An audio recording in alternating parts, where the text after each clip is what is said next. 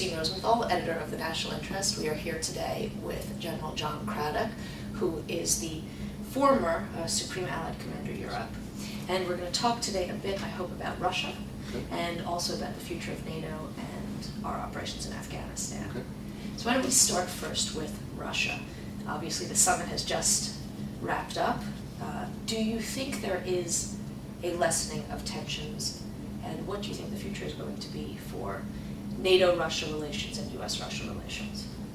Well, I do think there's a lessening of tensions, and I think that's a good thing, and I welcome that, and I think NATO does, and my expectation is both the United States and Russian Federation also. Now, with regards to what does it mean and where does it lead, we'll have to see. I think from a military-to-military perspective, the fact that the military work plan was agreed to, signed by both of the chiefs of defense, is a good start. And now we'll be able to get into the plan, find opportunities where we can work with Russian forces, as we have in years past, to mutual advantage. And that'll be, I think, a good thing for us to do that, to regain what we've lost here over the past year or so. So I think from that perspective, new doors are going to open, and that'll be helpful.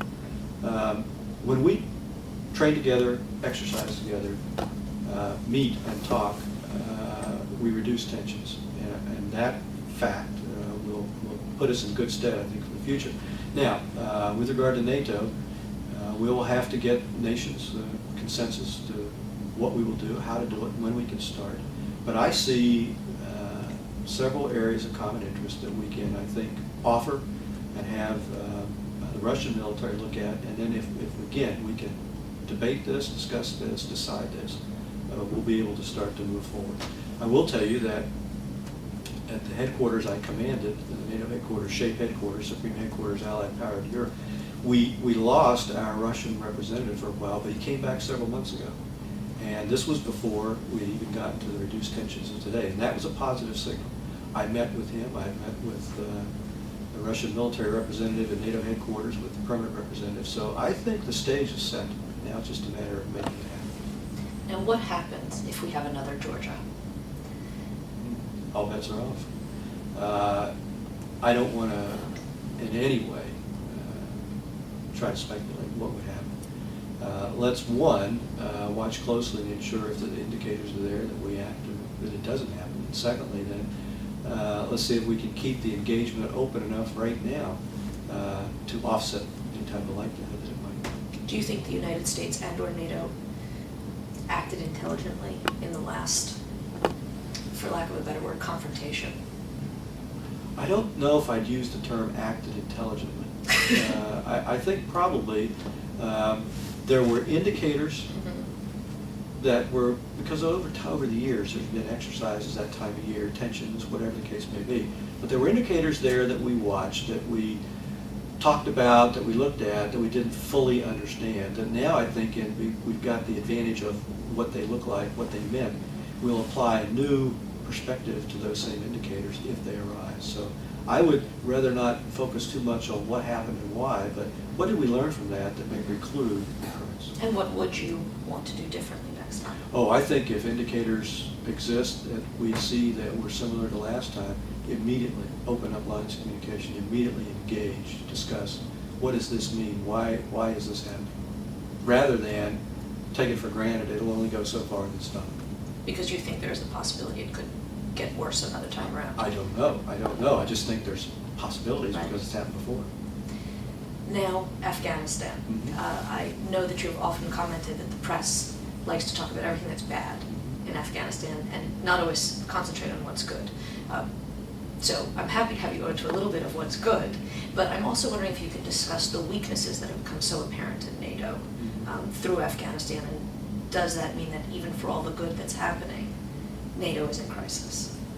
I don't think NATO's in crisis, but NATO needs an agonizing reappraisal of how it does operational business.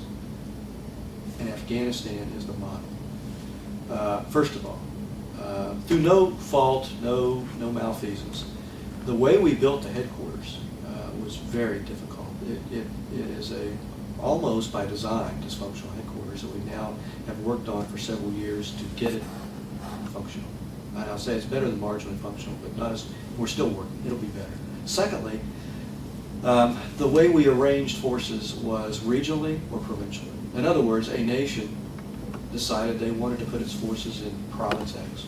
So they moved into Province X, and they became essentially the military force there. Unfortunately, by default, by design, just through natural progression, that province then was the limit of advance, the confined area of those national forces, and they wouldn't leave that province. And they tethered then their basing, their logistics, right to the distances of that province.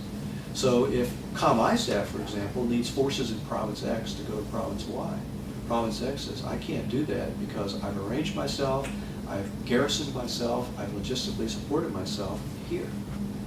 Well, we can't do that for the future. You know, it's one thing to be expeditionary from Europe to Afghanistan, but a nation's forces also have to be expeditionary from one part of Afghanistan to another, because situations change. It's a dynamic theater. It's a dynamic environment.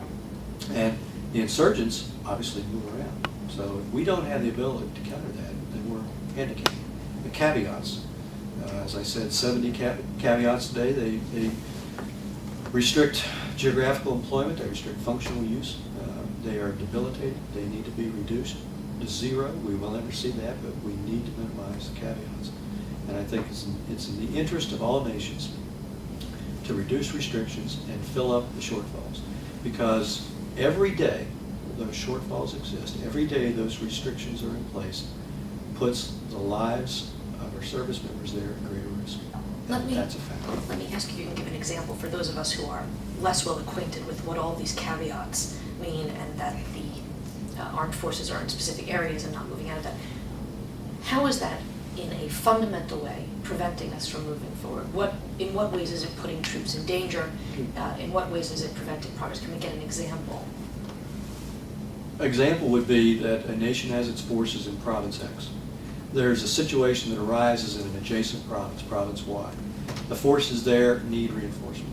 The commander calls up the commander in Province X and says, I need for you to send a battalion, 600-700 troops, to Province Y to give them a hand because they've got a bad situation. I need for you to be there 1 week. I need for you to be there in 1 day, stay 7 days, go back. I can't do that. I'm restricted to stay where I am. So what he has to do is he has to know where all the caveats are, find a unit that's not caveated, not restricted. And he may need it where it is, then he has to decide, is the risk greater if I move them out or leave them there? Where's the risk? That's the geographical problem. Now, functionally, nation says we'll do security, but we won't do anything regarding narcotics trafficking. We're not going to participate. COM-ISAF regional commander finds out there's a large drug laboratory working. They're processing opium paste into heroin, and it's going to be a huge shipment going out, and what he needs to do is stop that because it's hundreds of millions of dollars into insurgency and into corruption in the country. But the nation that's nearby has a restriction for using its forces for counter-narcotic purposes. So he has to go find another force somewhere, move them in. It means lift, logistics issues, to do the job, and then go back. And while they're gone from their location to do this work, where they left is a risk for the insurgents to move in because they're not there. Would we have been better off if it had just been U.S. troops there? I don't think we could have done it with just U.S. troops. We were in Iraq. We had to have these forces, and still have to have these forces. You think even with the American troop surge? Oh, yes. Yeah. Right now, the troops are still surging. Right now, the troops are flowing in. There's about 64,000 NATO members and partners, of which 32,000 are U.S., about 50%. Now, if you take those 50% out, the North, the West, some in the South, a lot in the South, a few in the East with U.S., we could have covered. We wouldn't want to cover it. Sorry. No, please. Let me wrap up by asking about the election. Do you think Karzai is going to win? I do. Do you think there will be a crisis of legitimacy, or do you think these will be relatively smooth elections? I think there'll always be challenges of credibility and legitimacy in certain parts of the country. I think the insurgents will try to disrupt the voting in certain districts, ones that they are in control now. And there's a few of those in the South and the East, for sure.